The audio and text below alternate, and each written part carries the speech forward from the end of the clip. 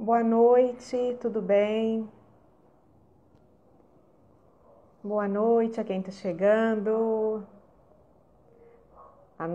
Uma das nossas convidadas já chegou, a Sarita Guanais. Boa noite.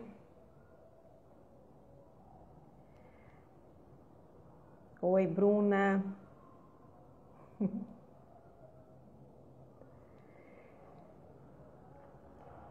Bem-vindos e bem-vindas. Bem-vindas.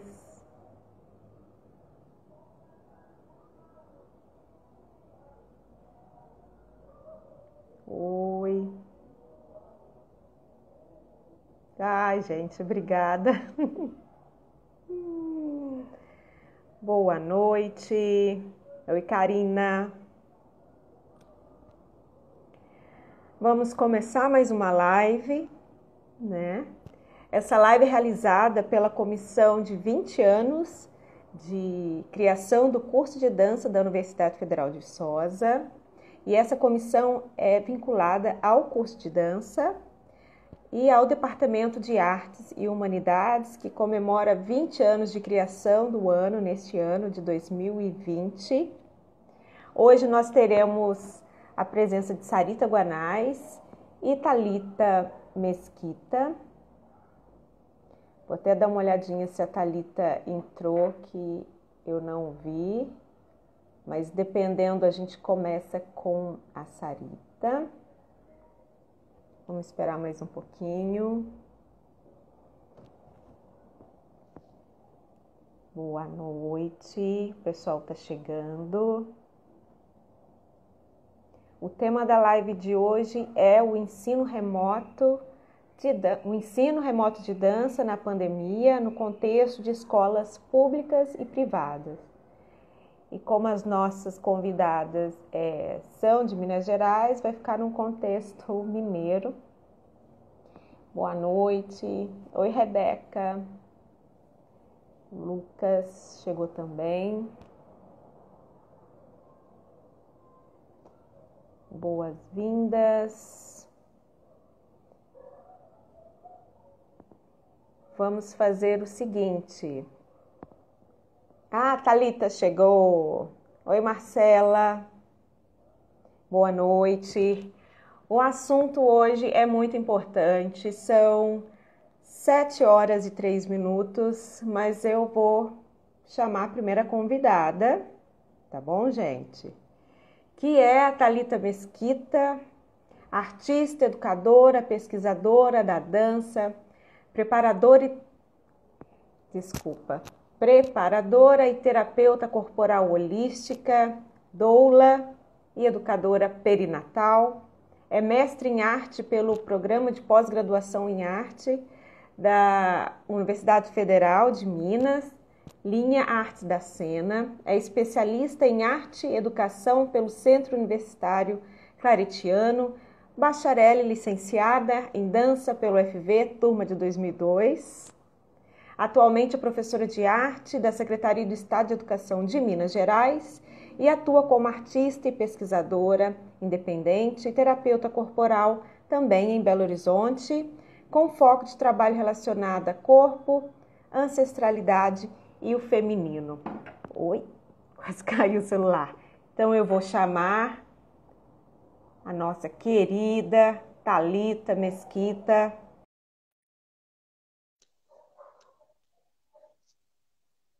Vamos esperar um pouquinho. Oi, Thalita. Boa noite. Bem-vinda. Boa noite. Muito obrigada pelo convite, amiga. Eu que agradeço. E vamos começar a live de hoje perguntando, Thalita, quem é você? Fala um pouquinho de você e depois a gente entra no tema. Bom, eu sou Thalita, né? Sou professora da Rede Estadual de Ensino, sou artista educadora, sou pesquisadora da dança, sou também doula, educadora perinatal e sou mãe do Vitor, né? Acho que é importante falar isso porque essas experiências se permeiam, né, na gente, no nosso fazer. eu tenho como objetivo de pesquisa hoje em dia, né, esses entrelugares do corpo e da dança relacionados ao feminino, e que eu acho que dialogam com o meu trabalho na ciência também, e enquanto terapeuta corporal, né? Eu formei na primeira turma de 2002, fui da primeira turma de 2002, formei em 2007, né? Fui da turma da TEL, e a Sarita também é uma grande amiga, né, de Viçosa, então acho que hoje a gente está aqui no bate-papo entre amigas, né? Estou muito feliz, muito honrada por estar aqui hoje, por isso também, e porque é uma honra, né, participar dessa comemoração dos 20 anos do curso de dança, né? É um curso que agregou tanto para mim profissionalmente e no lado pessoal também, né? Eu cheguei em Viçosa, eu era muito nova e vinda também do interior, e a gente não tinha tanto acesso à informação, tanta facilidade à informática igual tem hoje a internet, então a informação era um pouco mais difícil, e acho que eu cheguei com uma visão muito fechada e fragmentada sobre dança, sobre arte, sobre o mundo em si. Acho que o curso foi fundamental para abrir essa visão. Acho que o curso, as relações que nós construímos no curso, as professoras, as amigas que nós fizemos, né? Então, eu sou muito grata ao curso por essa oportunidade, né, de aprender, de crescer ali dentro da UFV, que é uma universidade fantástica, e de conhecer, de proporcionar tantos encontros, né? Eu acho que se não fosse o curso, até a forma de lidar com a educação remota agora, talvez fosse diferente, porque a gente nós somos nos reinventarmos, a lidarmos com muitos desafios, né? E nós que fomos da primeira turma, a Alba até já citou em outras das primeiras turmas, né? A Alba citou em outras oportunidades, nós tivemos que nos revirar ali de alguma forma, nos reinventar mesmo, trabalharmos a nossa resiliência, né? O nosso potencial criativo também no âmbito pessoal. Então, eu acho que isso ajudou a gente a lidar com alguns desafios da profissão hoje em dia. E aí, antes de eu terminar essa fala, eu posso só mandar um abraço especial. Eu queria mandar um abraço especial falando desse legado do curso, né? Porque eu acho que eu não poderia falar sobre dança, potência, educação, afetos, UFV, graduação, sem falar de algumas pessoas especiais. Uma delas é a minha amiga Taimã, nossa amiga, né? Acho que todas que estamos aqui hoje nessa live levamos essa amizade para a vida com ela também. E ela está passando por um momento delicado essa semana. Um abraço para a Lid também, que também, né, está passando por um momento delicado hoje. E é isso. Acho que dos principais legados que esse curso deixou, além do nosso canal, foram essas pessoas, essas relações, esses encontros.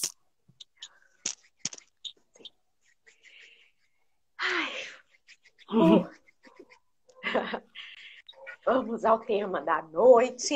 E aí, pessoal, é assim, a Thalita vai falando e aí vocês colocam as perguntas aqui no bate-papo, tá bom?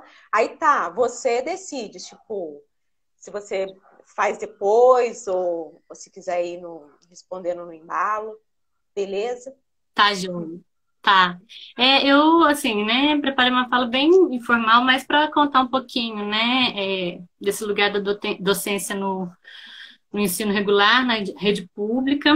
Eu acho que, mesmo desde que eu formei em Viçosa, mesmo atuando em outras áreas, né, a gente acaba sendo perpassada pela docência, né, acho que enquanto preparadora, terapeuta corporal também, trabalhando com técnicas de educação somática, a gente está ali, acho que enquanto artista também, né, com essa formação que a gente tem, com os trabalhos que a gente acaba tendo, às vezes, que ter paralelamente, né, enquanto a própria questão de compartilhar nossos processos criativos, eu acredito que a gente é perpassado por essa docência, mas é a segunda vez que eu me encontro nesse ensino formal de dança, e eu acho que para mim é o lugar mais desafiador, né? Acho que eu não me senti tão desafiada nem enquanto trabalhando com em estúdios, né? Apesar de a gente não ter, às vezes, uma estabilidade, igual tem, o pessoal pensa, às vezes, porque, né, servidor público, a gente tem uma estabilidade, ou enquanto professora substituta, né, no ensino superior, eu acho que foram desafios diferentes, mas eu acho que essa questão do ensino formal, para mim, ainda é muito desafiador, justamente pela questão que acho que a gente encontra ainda uma resistência, né, uma falta de aceitação, vamos assim dizer, não, às vezes não na maldade, mas acho que é muito na falta do reconhecimento das nossas possibilidades enquanto professor, enquanto arte educadora. Então, acho que tanto em Campinas, que eu atuei de 2008 a 2011, início de 2011, quanto agora que eu atuo aqui na Secretaria de Estado de Educação aqui na Escola Augusto de Lima, em Belo Horizonte, desde 2018, eu encontro esses desafios muito parecidos. Claro que evoluiu muita coisa, eu acho que tinha as particularidades de cada lugar, mas eu acho que os desafios são muito parecidos e acho que os principais deles têm muito a ver com isso, com a falta do reconhecimento dos governantes, né, em relação a nós, professores em geral. Eu acho que da falta de reconhecimento, mas aí eu não falo só em termos de valorização, que eu acho que é muito na falta de conhecer, às vezes, o nosso trabalho, a nossa potência, a nossa formação, que ainda existe na comunidade escolar, né? Não falando só de pais e alunos, não, mas muito de colegas também. A gente escuta, às vezes, né, algumas coisas, encontra algumas resistências, né? Às vezes comentários até dos mais simples, mas que imaginam que a gente, enquanto professor de arte, a gente trabalha, às vezes, apenas com linguagens de arte visual, ou que tem que trabalhar ainda com aquela velha história, né, de ilustrar datas comemorativas ou outros eventos da escola, né, ainda tem essa resistência a entender que a gente trabalha com um processo de construção de conhecimento, né? E eu acho que agora, na pandemia, com essa necessidade da gente trabalhar, né, de forma remota, esses desafios foram potencializados e outros surgiram, né? É difícil, né? Acho que qualquer prática de ensino trabalhar sem a presença, mas acho que para nós, artistas, ainda é mais desafiador. E para a gente que trabalha com o corpo, com o movimento, com necessidade, às vezes, de tocar, né, o aluno, porque os alunos são diversos, né? Tem alunos que entendem quando você simplesmente explica, tem alunos que você mostra, né, alguma referência, ou mostra alguma coisa no seu corpo, eles entendem ou copiam, né, dependendo do que for o objetivo da coisa, mas tem alguns que necessitam mesmo desse toque, mesmo para os que não é mais urgente, né, acho que faz uma diferença. Então, acho que esse foi um grande desafio e eu acho que outros desafios que surgiram para a gente aqui da rede de Minas, eu vou falar um pouco, vou deixar claro que eu estou falando um pouco da minha realidade, da minha escola, porque Minas é enorme, né? E são várias escolas e a gente não está tendo uma autonomia de trabalho em termos de planejamento e de didática em si, mas cada escola teve uma pequena, assim, ao mesmo tempo que o professor não tem essa autonomia, essa liberdade, né, vamos assim dizer, a gente tem uma pequena liberdade de escolha nas escolas, né? Você vai usar, por exemplo, o tipo de plataforma que vai usar, o tipo de linguagem que vai usar, se vai usar o vídeo, se vai usar chamada de vídeo, se vai enviar podcast para os alunos, né, áudios, se vai enviar materiais que já estão gravados, como atividade complementar ao PET, que é o Plano de Estudo Tutorado que o governo desenvolveu. Então, eu vou falar um pouco dessa realidade que é da escola que eu trabalho, né, e que é o que eu posso compartilhar. O governo de Minas, né, ele tomou uma decisão quando foi voltar às aulas de forma remota, ao meu ver, muito imediatista, porque foi logo em maio, né? A pandemia teve início, né? A paralisação das atividades, o distanciamento social teve início em março.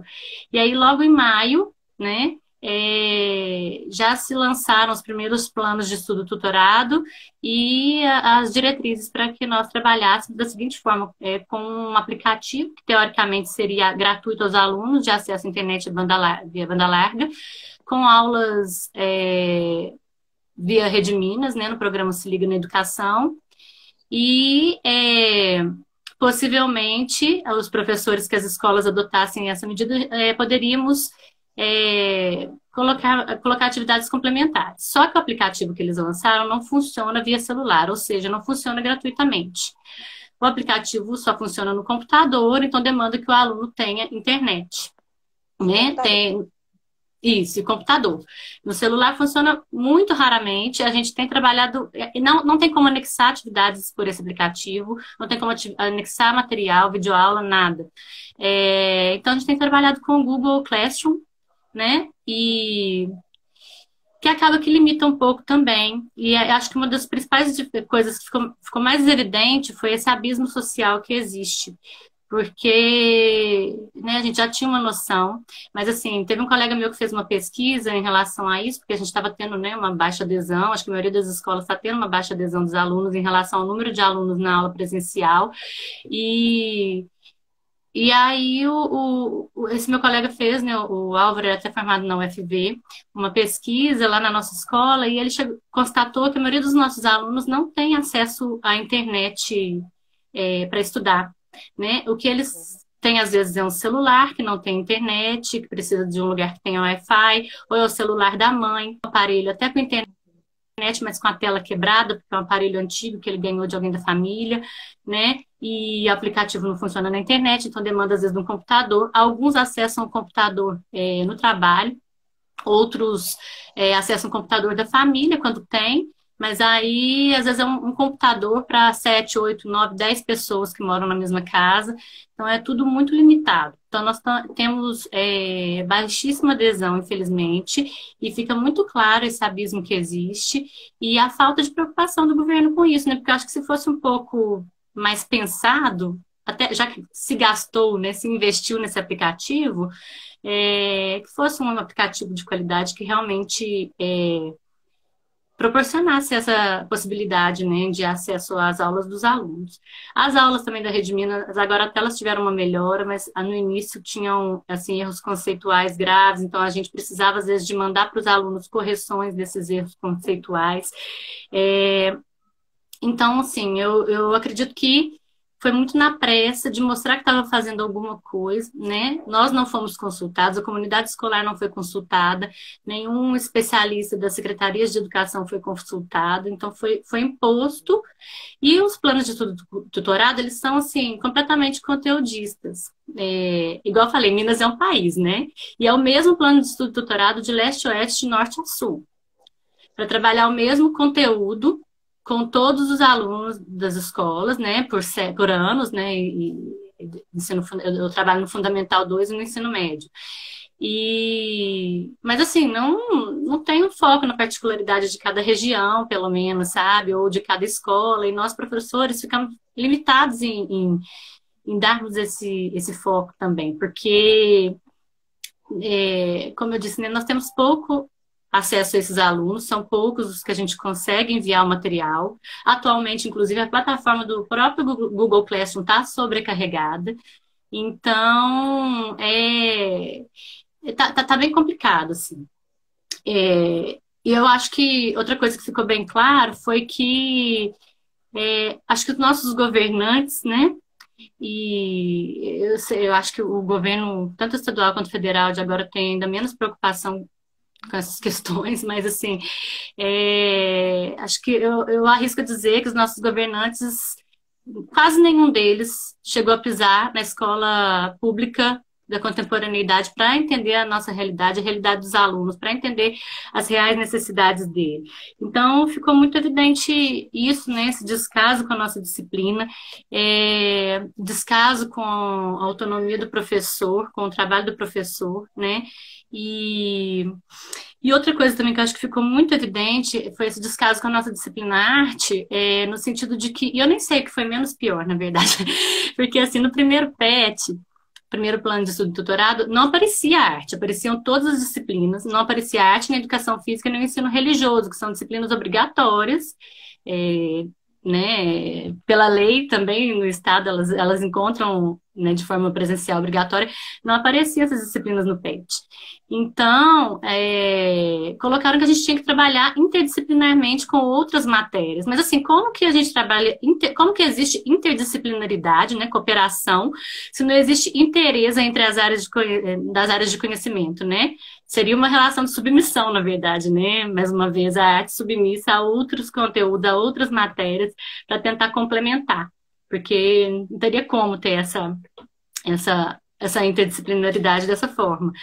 E sem mais nenhuma diretriz. E assim, por um lado, hoje em dia eu vejo que teve a parte positiva de que a gente pôde seguir um pouco o nosso planejamento e a nossa autonomia didática, enviar o nosso material. E apesar da gente ser, acho que das matérias que tem carga horária menor, né? O professor de arte tem a carga horária menor, a gente acabou tendo que trabalhar mais que os outros para criar o nosso próprio PET, porque a gente tinha que apresentar ainda o plano de estudo nosso particular, mas a gente conseguiu também focar nessas particularidades de cada escola, né? Então teve esse lado positivo. Depois, quando veio, a partir do segundo PET, arte, educação física e ensino religioso também, mas depois que veio a arte lá no segundo PET, a gente perdeu totalmente a autonomia, porque a gente é obrigado a trabalhar aqueles conteúdos, independente do seu planejamento, e aí o PET 3 não vem seguindo o que vinha no PET 2, é totalmente jogado, tem muita... não tem uma continuidade, né? Não tem referência do material, o material está lá na apostila, mas não tem uma referência, né? E aí você joga na internet, você vê que teve o plágio, e os meninos assim também, os poucos que têm acesso. Então, assim, foi uma coisa feita para tampar buraco mesmo, e nós das artes ficamos, a princípio, sucateados, né? Acho que só conseguiram olhar, de certa forma, porque a gente reclamou. Sim. Tá, Diga. olha só. Tem uma pergunta aqui, mas eu vou fazer minha pergunta primeiro. Diga. Esse plano de estudo tutorado, foram vocês que fizeram? Agora eu fiquei na dúvida. Vocês tiveram participação na construção desse PET? E como que foi o planejamento de vocês depois? Rapidinho, eu vou emendar a pergunta do GT Processos.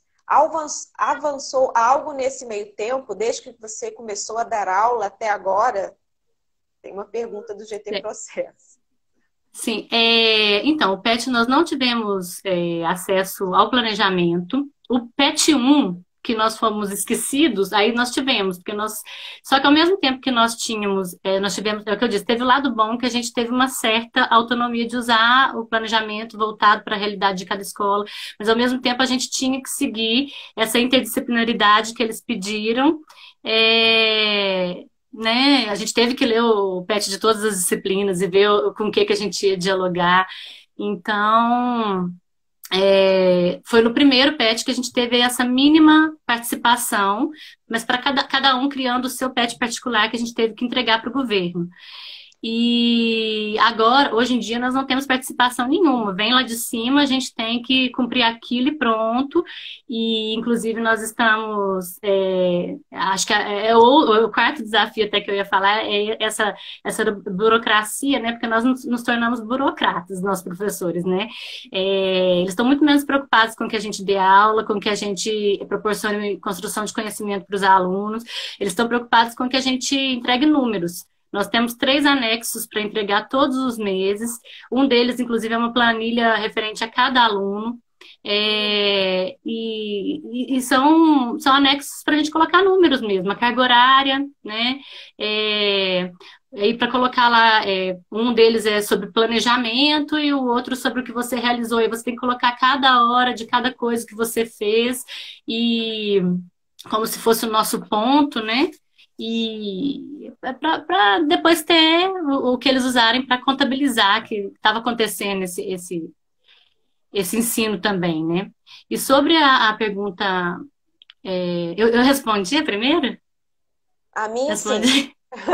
A, Agora é a a da segunda, Alba. né, sobre a pergunta da Alba, desde que eu comecei até agora, eu acredito que na minha escola, eu posso falar um pouco mais com propriedade, mas assim, eu acredito que em Belo Horizonte, de modo geral, tem tido avanços por ter a licenciatura em dança. Os alunos da licenciatura têm também ocupado aqui os espaços, né?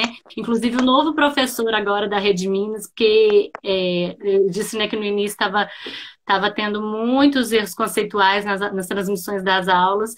O novo professor, ele é ótimo, ele é formado lá da UFMG, ele foi até meu aluno na época que eu fui professora substituto, o André Souza, maravilhoso.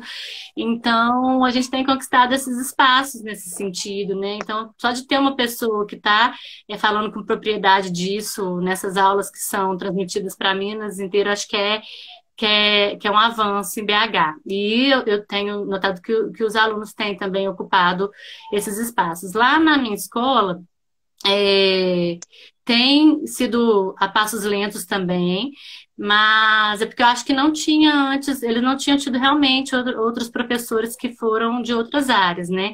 E aí tem sido tudo muito, né, nessa coisa do diálogo, dos projetos, inclusive, que a próxima, ela já foi dar aula lá para os meus alunos que eu convidei para dar aula de dança de rua, também, da gente ir levando e mostrando e proporcionando para eles, né, esse olhar, né, da arte enquanto diversas linguagens, né, não só apenas a linguagem visual, né, enquanto também a dança, o teatro e a música, né. E eu tento fazer isso, né, como a gente ainda não tem um professor para cada linguagem, né? A gente acaba tendo que ter um pouco dessa polivalência. O que eu tento fazer, que é a linguagem que eu domino é a dança, né? Eu tento, na verdade, fazer essa ponte do ensino dos demais conteúdos a partir da dança. Então, os alunos que já estão há mais tempo comigo, por exemplo, eles já têm uma abertura maior, tem um pouco menos de resistência, que às vezes, por exemplo, alunos não, eu falo principalmente dos maiores, os novinhos do sexto ano, eles geralmente são mais abertos, né? Também estão chegando agora numa outra dinâmica de aula. Mas os Tá. mais velhos, que vêm às vezes de outras escolas, Você tem diga, 2 minutinhos. Aí a gente chama a Sarita. tá, joia. Bom, eu falei, né, das burocracias, eu acho que essa coisa, né, a gente tem trabalhado de forma a nos reinventar todos os dias, né? Acho que a gente já faz isso presencialmente, mas acho que no ensino remoto, nos reinventar, ter os alunos também, os poucos que estão ali, né, com a gente. Eu acho que nós, professores, na verdade, nós seguimos muito, né, apesar de toda a desvalorização, porque nós acreditamos em algo maior, né, que vai além dessa valorização, senão a gente não teria força. E aí eu queria terminar, então, essa fala com uma frase do Osho, que diz que a educação é a ponte entre a realidade e a potencialidade, né? Eu acho que o professor Arnaldo, que falou aqui outro dia na Live sobre memória, ele foi meu professor aqui no FMG, foi meu chefe, e ele fala muito sobre essa questão do artista educador ter que renovar essa coragem, né? Ele usa essa expressão coragem todos os dias. Eu acho que o nosso trabalho é uma atitude de coragem diária, né? E, igual eu disse no início, sem querer romantizar, mas eu desejo a todos os colegas, artistas, educadores que renovem essa coragem todos os dias, né? Porque nós somos essa linha, nós estamos nessa linha de frente, né? Da educação. Então, nós não somos menos artadores, nós estamos criando e pesquisando todos os dias para fazer essa ponte entre a realidade desses alunos e o potencial transformador da sociedade. Então é isso que eu queria deixar. Um abraço a esses colegas, um abraço ao curso de dança do UFV, que é vida longa ao curso de dança, né? Que continue formando esses professores, né, que vão atuar enquanto ponte transformadora dessa realidade, de forma tão sensível e consciente, que a gente sabe que o nosso curso vem crescendo e fazendo cada dia melhor. Obrigada pela oportunidade. Beijo para as meninas da dança. Beijo, FV. Beijo, beijo, Thalita, beijo na canela. Beijo, Sarita. Ah, é? Beijo. Ai. Tirei a Thalita na hora do beijo, Theo. Um pouquinho ruim, porque aqui começou um chuvão. Eu estou acompanhando também, estou falando aqui pelo celular, mas também estou acompanhando pelo computador e eu estou vendo que a minha imagem está ficando meio borrada, não sei se é só aqui, mas eu peço desculpas. E agora eu vou chamar, Thalita, parabéns. Tem vários comentários fofos aqui. Você dá uma olhadinha. E eu vou chamar a Sarita. E a Sarita é bacharel e licenciada em dança pela Universidade Fedosa, formou em 2009 e atua como artista, professora, pesquisadora na área de ensino da dança para crianças. Possui MBA em dança pela Faculdade Inspirar e é mestre em artes pela Universidade Federal de Minas Gerais, com pesquisa voltada para o desenvolvimento da autoralidade da criança no ensino da dança. Atuou como instrutora de dança nas escolas SES Minas durante 9 anos, onde desenvolveu práticas artísticas, pedagógicas em danças urbanas com crianças e adolescentes, sendo responsável pela produção e direção de espetáculos e supervisão de cursos artísticos. Atualmente trabalha como professora de artes na rede privada de ensino de Belo Horizonte. Sarita, a fala é sua e gostei do seu cenário. Tá vendo? É cenário de professora, tá vendo?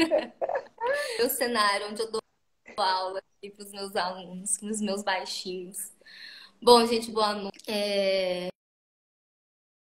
Primeiro, gostaria de agradecer a oportunidade, agradecer o convite, em nome da TEL, em nome da Alba, dos demais organizadores do CCH, do curso de dança.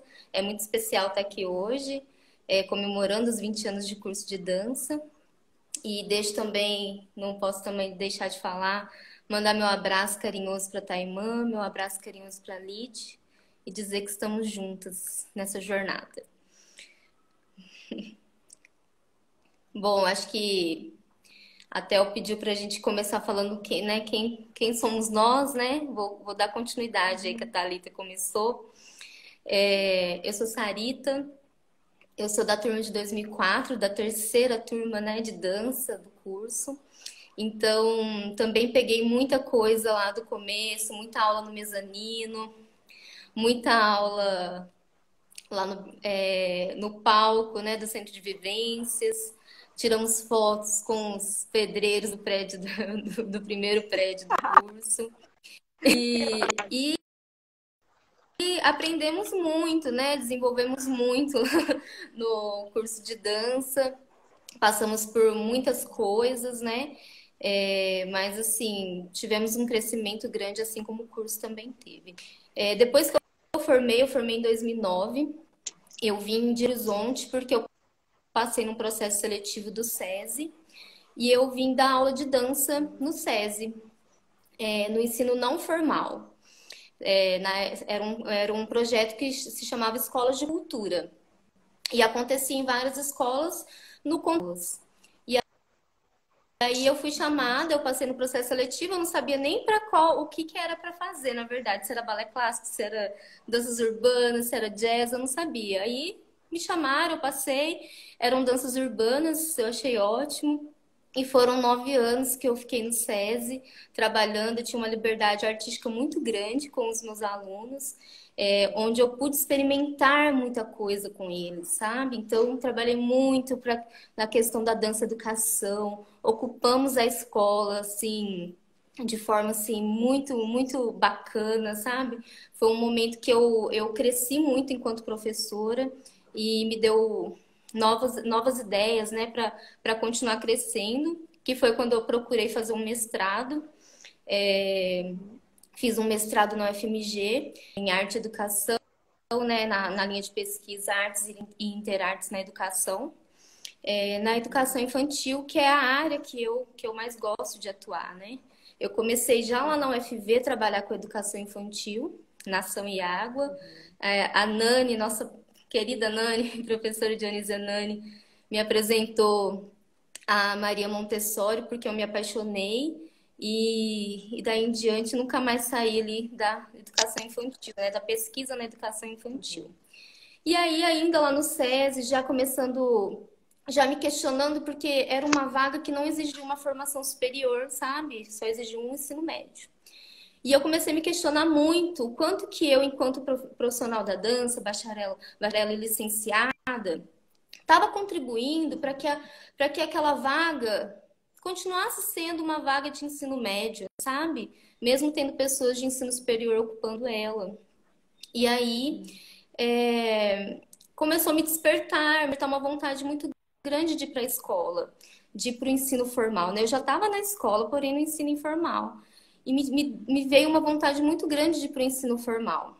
Eu já sabia aqui em BH, só para vocês entenderem também qual que é o contexto, né, aqui em Belo Horizonte, das escolas particulares, que aqui em Minas o SESI é particular, né, não é gratuito. Para o professor formado em dança conseguir entrar numa escola particular para dar aula de artes é muito complicado, porque ainda tem totalmente aquela ideia de que quem dá aula de arte é professor das artes visuais, né? E aí, algumas colegas da dança já haviam me procurado, que já haviam tentado professor de artes no SESI, no interior, não haviam conseguido nem participar do processo seletivo. E quando chegou esse momento que eu quis, né, ir para a escola, eu falei, como que eu vou quebrar essa barreira? Como que eu vou conseguir participar de um processo seletivo, né? Sendo que eles não deixam nem que a gente participe porque nós somos formados em dança. Então, eu procurei a gerência de educação do SESI, eu mandei um e-mail para eles, muito formal, explicando a publicação da Lei 13.278, que institui, né, as 4 linguagens a serem ensinadas no componente curricular arte. E aí, a BNCC, que quando foi publicada a BNCC, teve uma apreensão muito grande, né? Porque ela vinha trazendo a arte no singular, não era mais artes, né? Era arte. E ficava uma sombra de dúvida, será que isso vai abrir, vai dar abertura para o professor só trabalhar uma linguagem? E aí o engraçado é que a BNCC abriu oportunidade para a gente da dança. Porque quando a dança foi publicada lá no PCNs em 97, parece que a gente ficou meio escondido lá nos PCNs, né? Parece que a gente ficou meio perdido lá, meio escondidinho. E na BNCC, pelo fato de ser algo totalmente novo, com aquela obrigatoriedade de ser aplicado, né? Das escolas se adaptando, a dança está lá, de igual para igual com as outras linguagens, né? Com arte visual, com música e com teatro. Então, nesse e-mail, eu fundamentei esse e-mail com a BNCC e eles me autorizaram a fazer a prova, entenderam, né? E eu fiz a prova do SESI e fiz a prova do colégio que eu estou hoje, que é o Collegium, né? Uma rede de ensino muito grande aqui em Minas Gerais. E eu passei nas 2 provas e o Collegium me chamou e eu estou lá desde o ano passado. Eu trabalho na educação infantil e também no ensino fundamental 1. O Collegium, ele tem uma característica já um pouco mais diferente de outras escolas, né? Porque ele tem música do 1º ao 3º ano do ensino fundamental. Ele tem aula de teatro do 1º ao 5º ano. E ele tem aula de artes do 1º ao ensino médio. Do 1º ano do fundamental 1 até o ensino médio. Então, já é uma escola que valoriza a arte, né? Já é uma escola que já tem uma abertura maior, já tem, né? Já entende a importância. Então, ficou para a disciplina de arte trabalhar arte visual e dança. Então, já é a disciplina que vai trabalhar essas 2 linguagens, né? E ano passado, quando a gente trabalhou com o livro didático já trazia isso pra gente, né? Matéria de arte visual, matéria de dança, de teatro, de música. E ficava até mais fácil da gente embasar, né? O nosso pertencimento ali naquela escola particular. E esse ano, com a pandemia, a gente decidiu que esse ano nós faríamos o nosso material. Então, ficou decidido que de 6 etapas, 2 seriam de dança. Então, já começa aí, né? São 6 etapas, mas apenas 2 são de dança. Tudo bem, mas vamos tentar, né? Vamos trabalhar. E aí chegou a pandemia, né? Chegou no finalzinho da 1ª etapa, a gente estava aplicando prova, chegou a pandemia, chegou a quarentena, e o Collegium, assim, rapidamente se organizou e já começou a processar como seria esse ensino remoto, como seria essas aulas, né, à distância, o ensino não presencial, né? Logo na segunda etapa, a gente teve que se reinventar, fazer um conteúdo mais lúdico, porque eram roteiros que a gente enviava para os alunos, ainda não estava tendo aula ao vivo, mas a dança foi inserida nesses roteiros. Então, e agora também, eu entrei em 2019, 2020, tem mais três professoras de dança, que é a Renata, que é da Dança UFV também, lá em Divinópolis, uma menina que é da UFMG e uma outra professora lá no Pará, que agora tem uma unidade no Pará também, lá em Carajás, ela também é da dança. E aí, a gente gravava os vídeos, inserindo a dança num roteiro de arte visual, para os meninos experimentarem o corpo, porque a gente entendia também que era importante naquele momento o aluno extravasar, sabe? O aluno ficar tranquilo, o aluno aproveitar as aulas de arte para se expressar, para não ficar só, porque tava muito assim, indecisão, todo mundo sem saber o que ia acontecer, né? E aí, quando foi a partir de abril, maio, aí a gente já começou usando a plataforma do Google e começamos dando aulas ao vivo. Então, eu dou aula ao vivo toda semana para todas as turmas que eu tenho, eu entro ao vivo com elas. E a gente constrói o material, a gente posta o roteiro, posta os vídeos e entra ao vivo para explicar a matéria, a atividade e tudo mais. Nisso, a dança foi ficando para depois, né? Eu sinto que as outras professoras, como a gente trabalha em rede, não trabalham os mesmos roteiros. Eu aqui em BH e a professora lá no Pará também, sabe? É a forma que o colegium trabalha. Então, eu sinto que as professoras da arte visual, elas ficaram mais inseguras de trabalhar a dança nesse momento. E a gente foi os meninos, né? Eu tô mineira, é porque eu tô mineira, Bruna. E a gente foi postergando, né? Foi postergando a dança para ver se voltava, se essa aula ia voltar presencial, se não ia. E não voltou, né? Então, assim, agora na última etapa que a gente está do ano letivo, agora é dança. Agora eles já estão trabalhando a dança, né? A gente decidiu homenagear o Grupo Corpo, né, nos 45 anos do Grupo Corpo, uma companhia mineira, orgulho aqui dos mineiros, né, dos belo-horizontinos, e por meio do Grupo Corpo, introduzir os elementos, né, que são importantes a serem trabalhados da dança na escola. E tudo que já era difícil de trabalhar com a dança antes na escola, ficou mais ainda difícil, né?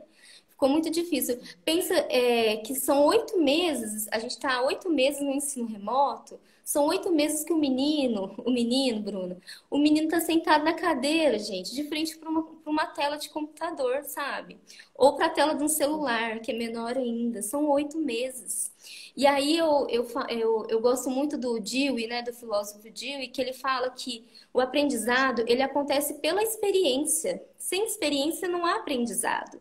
E a experiência, ela acontece no corpo, né? Pelos nossos sentidos, pelo nosso movimento. Se não há movimento, não tem experiência, também não está tendo aprendizado, né? Onde que fica o lugar do corpo nesse ensino-aprendizado em dança e em arte na escola? Que é tão importante, né? Ele está esquecido. O corpo sempre foi esquecido na escola, né? Sempre foi considerado um empecilho, né?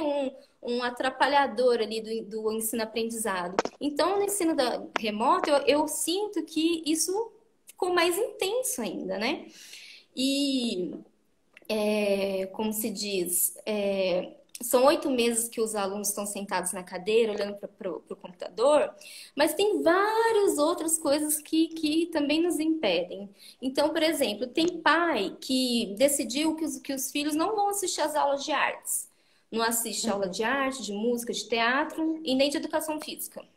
Porque não são importantes. Então, eles vão privilegiar as matérias importantes. Então, eu tenho aluno que eu não vejo desde abril, eu não vejo a carinha deles, sabe? E eles continuam na escola, eles continuam recebendo atividade, mas eles não aparecem na aula porque o pai decidiu que não é importante ele passar por aquele estresse de ficar mais uma aula na frente do computador, né? Sendo que os alunos amam as aulas de artes, né? Eles amam a aula de música, eles amam a aula de teatro. E para ele, talvez seria assim, até um momento de se libertar, um movimento, né? Um momento de ter uma oportunidade de ser mais expressivo do que na aula de matemática, do que na aula de português. Mas o pai acabou decidindo que não. Outro empecilho, muitos alunos não têm câmera, né? Muitos dor com o irmão, tem família que tem dois, três filhos matriculados na mesma escola, matriculados às vezes até no mesmo turno, né? Que estão tendo que revezar computador, revezar celular. Muitos não têm câmera, então a gente não vê se eles estão fazendo atividade ou não, né? Quem garante que eles estão ali experimentando no corpo o que a gente está propondo para eles? Muitos não querem abrir a câmera. E é um direito deles também, né? A gente não pode exigir, abre a câmera aí porque eu preciso ver. A gente não pode fazer essa exigência, né? Eu, eu percebo que nós da dança, a gente sempre foi, a gente é muito ético, né? Porque a gente trabalha com o corpo, então a gente tem um cuidado maior, né? Com tudo isso. Então, assim, pensa nesse momento de pandemia numa ética triplicada, né? Porque nós estamos sendo vigiados o tempo todo. E os pais da escola perguntam, sim, eles estão à flor da pele, porque eles estão pagando ainda o mesmo valor de mensalidade, né? Eles estão passando pelo desafio de estarem voltando ao trabalho, mas o filho ainda está em casa trabalhando ou estudando. Quem que vai ficar com o menino? Então, assim, são pais que estão à flor da pele e nós, professores, que estamos cansadíssimos já também, né, nessa reta final. Então, assim, uma ética assim muito maior que a gente precisa ter nesse momento. Então, outra questão também, o computador, o celular, o tablet, ele não tem uma câmera que tenha um alcance grande, né? Então, para o menino praticar ali na frente para você ver ele praticando, exercitando, se movimentando, ele precisa de um espaço que muitas vezes ele também não tem lá na casa dele, né? Porque muitos estão fazendo aula na cozinha, outros no quarto, né? Não tem um espaço apropriado para que isso aconteça da melhor forma que seria, né? Mas eu acredito, o que que eu penso? Eu penso que a dança tem que acontecer, de alguma forma. Eu consegui entrar, eu abri uma brecha, eu consegui entrar, daqui eu não saio. A dança tem que acontecer. Nem que seja pensar a dança, sabe? Nem que seja, vamos pensar a dança, vamos conhecer os cânones da dança, vamos entender como que a dança existiu, vamos entender que a dança é uma das artes mais antigas que existem no mundo. Vamos conversar sobre dança, vamos ver vídeos de dança. Se abrir uma brechinha, vamos experimentar sim. Mas eu acho importante a gente não abrir mão disso, sabe? E aí a gente cai muito na questão, a Thalita até fala, polivalência, né? Não tem como não cair na polivalência.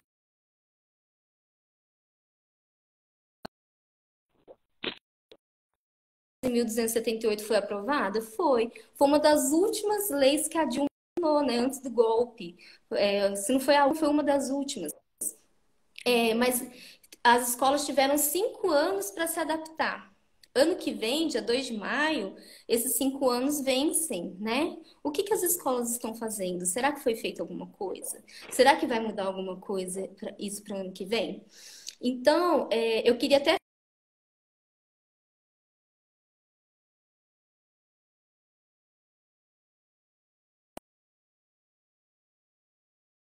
privada. Vamos tomar a frente, sabe? Vamos tentar tomar essa frente e não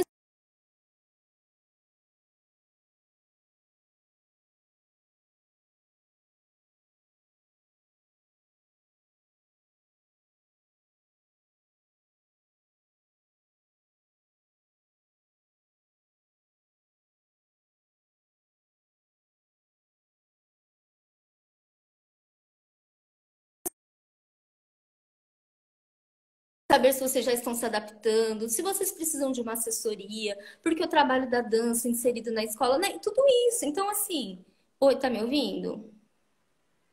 Agora sim, eu acho que eu Theo? caí. Aqui em Ixi, Leopoldina. você Oi, caiu? eu Tá me voltei ouvindo? agora. Eu tô. Aqui em Leopoldina tá caindo uma chuva muito forte e a minha Ah, internet está instável.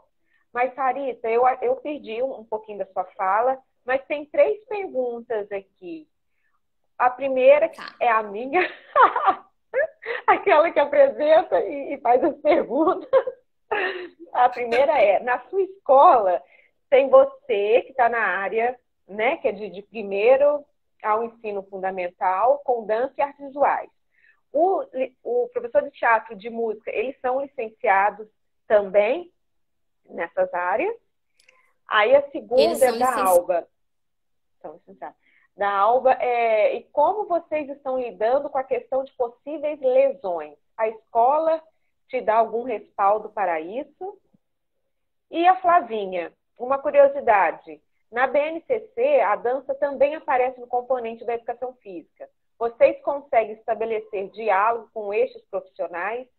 Então, assim, eu acho, tá, que dá para você tentar responder essas e aí já encaminhando a sua fala para o finalzinho, Tá. Então, assim, tá?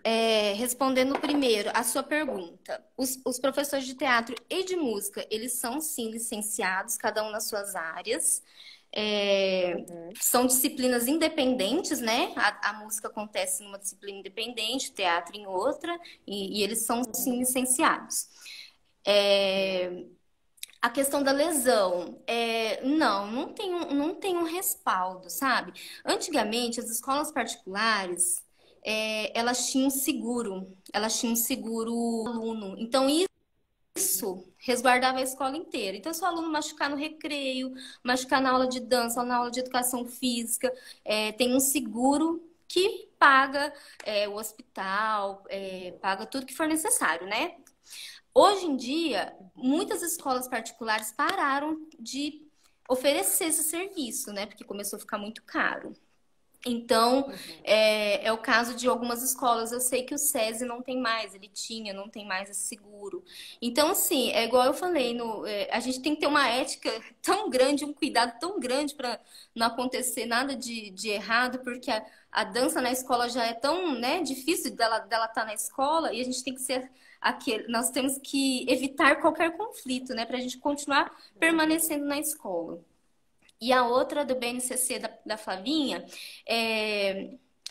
lá nessa rede que eu trabalho, Flavinha, o pessoal da educação física, eles só trabalham a dança na festa junina, sabe? Então a parte da dança, da festa junina, fica para o pessoal de educação física trabalhar as danças folclóricas, né, e tudo mais.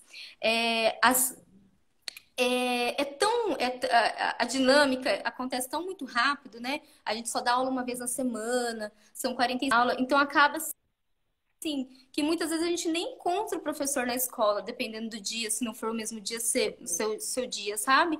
Então acaba que a gente não troca muito sobre isso. O que eu costumo levar para minha equipe de arte é que a educação física ela vai trabalhar outros conceitos da dança. E a gente vai trabalhar a dança como uma linguagem específica, com conteúdos específicos a serem trabalhados, principalmente na questão artística, né? A gente vai deixar a dança social lá para a educação física e vai tentar trabalhar as questões artísticas na aula de artes. Acho que a Fernanda está respondendo ali rapidinho. Que caminhos que eu aponto para lutarmos contra a polivalência? Eu acho que é muito difícil, Fernanda, a gente lutar contra a polivalência. Eu acho que a gente tem que usar ela ao nosso favor, sabe? Plantar sementes, jogar sementinhas lá na escola e mostrando o quanto que é importante os meninos aprenderem os conteúdos, que a dança tem sim conteúdo específico a ser trabalhado, sabe? Eu acho que é por aí. Ai, meu Deus, gente, eu acho que tá acabando o tempo. Tá dando algum sinal, mas é porque a Bruna fez outra pergunta. A sua escola tem sala de dança ou é a mesma das outras disciplinas? Essa é a última pergunta. Não tem sala de dança. Não tem sala de dança, mas o colega é uma rede muito grande, né? Tem várias unidades. Então, assim, aqui eu trabalho hoje, não tem sala de dança, mas tem a quadra, tem o pátio, tem a sala de artes, né, que a gente usa para fazer os trabalhos de pintura, que a gente pode arrastar as mesas e tudo mais, mas uma sala específica não. Muito bom, Sarita. Você quer fazer mais algum comentário? A professora Eva Ah, acabou de entrar. eu só queria aproveitar um momento, assim, que eu gosto muito de uma fala que a Isabel Marques traz, e eu acho que é extremamente importante para a escola, que é